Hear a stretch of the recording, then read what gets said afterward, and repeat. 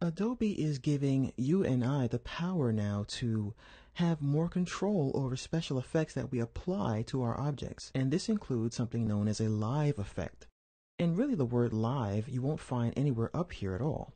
It simply means an effect that you can come back to at any time, whether you save the document or not, and change how that effect is applied. So we can add a drop shadow, we can add a glow, we can add a blur, we can do all kinds of stuff to this object here and always go back to it in the appearance panel.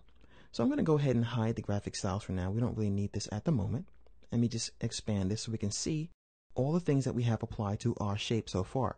So we have all these strokes in various positions, we have fills, and what we're going to do now is click on the star, and I'm going to go to my effect menu, and I can choose any of these Illustrator effects here. I can put a warp on there, I can put a stylize on there, I can rasterize, and more and more. So what I'm going to do in this example is I think I will put a little bit of a pucker and bloat on this star, and I'll preview it.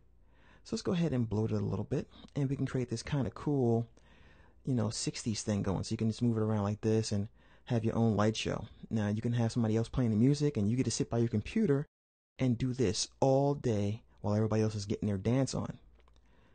Alright, so I'm going to go ahead and do this kind of like 60s flower thing like this. And how do I know about the 60s? I was there, believe it or not. So I'm going to go ahead and click OK. And you'll notice in the appearance panel, it says pucker and bloat. How cool is that? So I'm going to deselect this and let's make believe it's tomorrow. And I'm like, wow, I really want to go the other way with this shape. I want to pucker it. I don't want to bloat it. So I'm going to double click. And look at this. The panel reappears, which means you're never stuck with the effect. Now we can go ahead and pucker it. And click OK. And we've just changed this live effect. And there's more. We can even click on this object and apply another effect that we have full control over. So I can go back to an effect and let me go ahead to like stylize, and I will put on here an outer glow. And let's see here. I'm going to put it on normal and I'm going to change the color to this bright green. And I'm going to preview that, see what it looks like. And we'll wait just a couple of seconds because it's a complicated shape and Illustrator has to think about it. So here's the glow. You can barely see it. So let me go ahead and increase the size of this a little bit.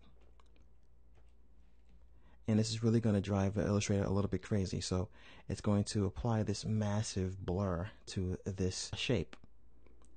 And we'll just give it a moment or two. You'll find in other lessons that sometimes turning preview off while you work is a great idea, because preview, of course, while you're working on things such as bevel and extrusion, can slow your computer down quite a bit when you're constantly trying to tweak things. So we'll go ahead and give this Gaussian blur a moment to apply itself to this shape. And it'll be done in just a moment. And there it is. We have this really soft glow on our object. And in a moment, it's going to give us another dialog box, I believe, and then it's going to add that effect to our appearance panel. So we'll give that a moment. And in the meantime, I could just move my mouse and bounce this progress ball around our shape as we wait.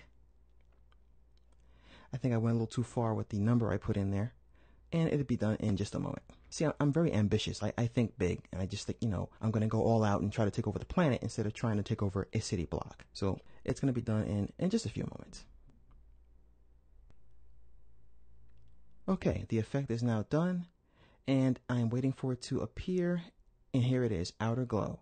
Outer glow has been added to our appearance panel, and if we don't want this or we want to change it, of course we can double click on it, or we can drag it right to the garbage can if we no longer wish to have it applied to our object, in the case of the time that it took to render. So once again, you can add effects, which we will call live effects, because at any time you can go backwards in time and change the effect, whether you save it now or you save it today, tomorrow, and come back to it a week from now to change it.